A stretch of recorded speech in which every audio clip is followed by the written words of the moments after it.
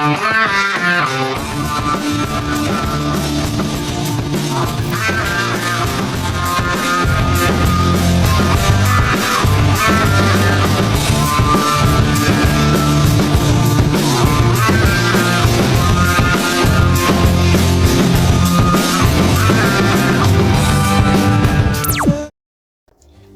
selamat datang di BBS Bincang-Bincang Santai. Hari ini kita bakal membahas tentang kehidupan dewasa dari kacamata psikologi.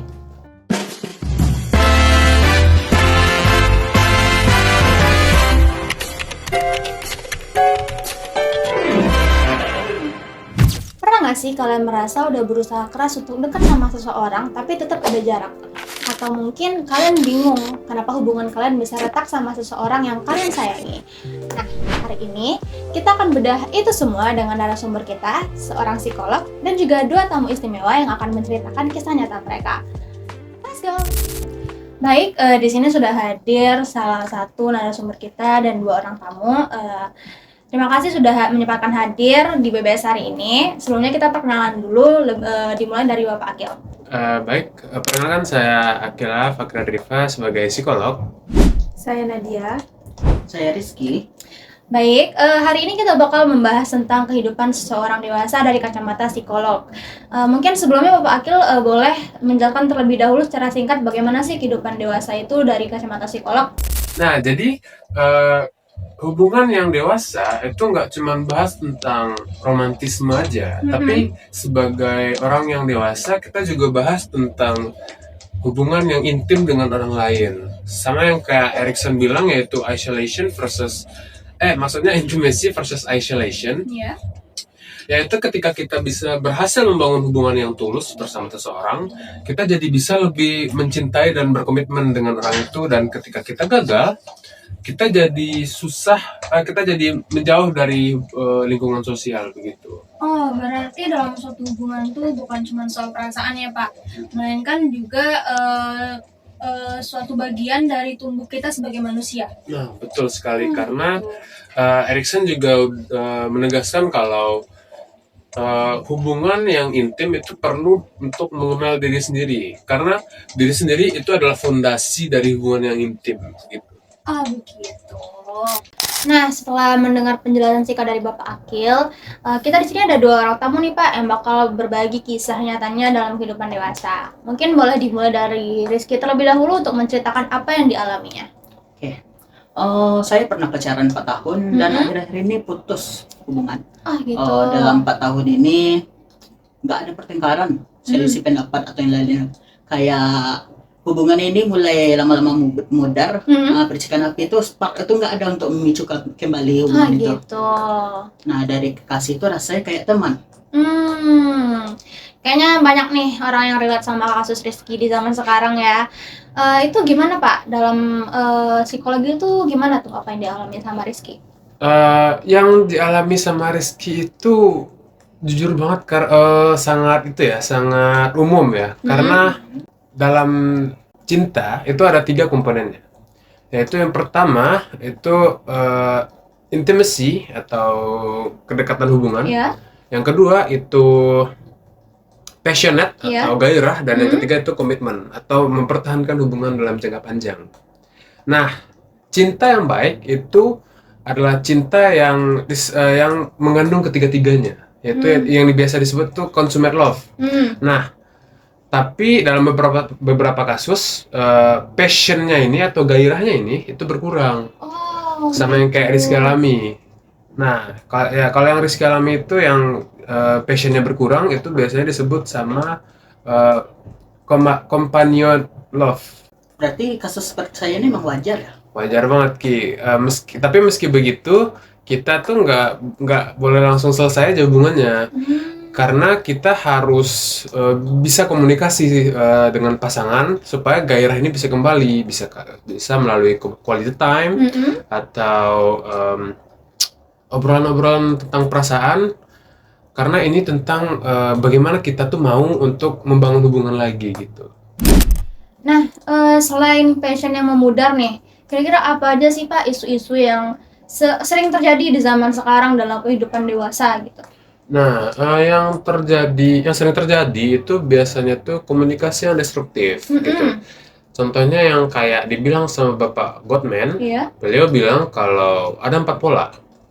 Yaitu pola pertama, kritik yang terlalu berlebihan, terus meremehkan hubungan, defensif, dan stonewalling atau kita sering sebut tuh silent treatment. Iya, silent treatment. Nah, kalau misalnya ada pola ini terus dalam hubungan kita tanpa ada perbaikan, itu bisa bikin hubungan kita tuh dalam bahaya gitu. Oh gitu ya. Iya. Oh mungkin dalam bahaya itu seperti toxic relationship itu ya Pak. Ya, betul.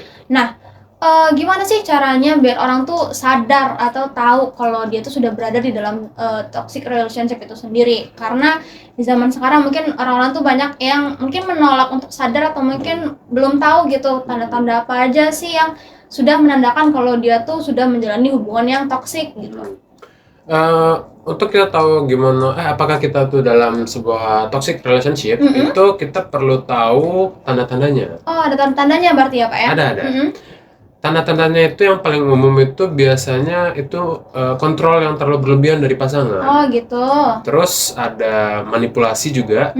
Contoh manipulasinya itu kayak gaslighting Oh gitu. atau isolasi diri. Terus tanda ketiga yaitu masalah yang terus terjadi tanpa adanya perbaikan. Nah, biasanya kalau misalnya kita dalam hubungan yang toksik gitu, Bapak Tuman tuh bilang gitu.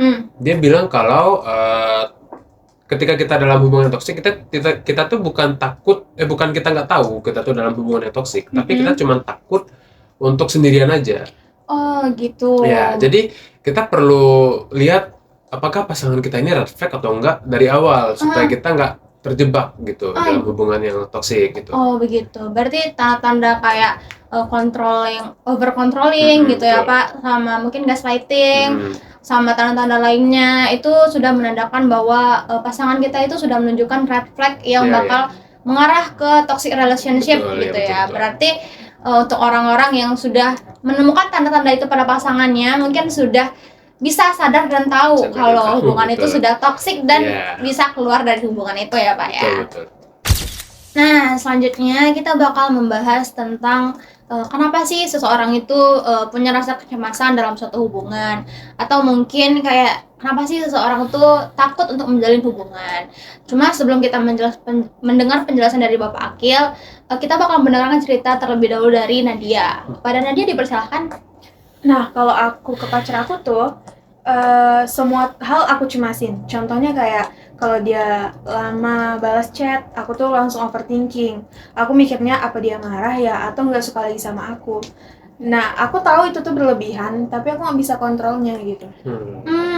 Kayaknya dalam hubungan orang-orang kayaknya pasti ada yang mempunyai sifat atau sikap seperti Nadia ini ya.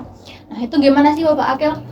Jadi sebelum kita tahu itu tuh gimana penyebabnya, kita tuh pertama-tama harus tahu nih konsep apa yang sedang kamu alami gitu.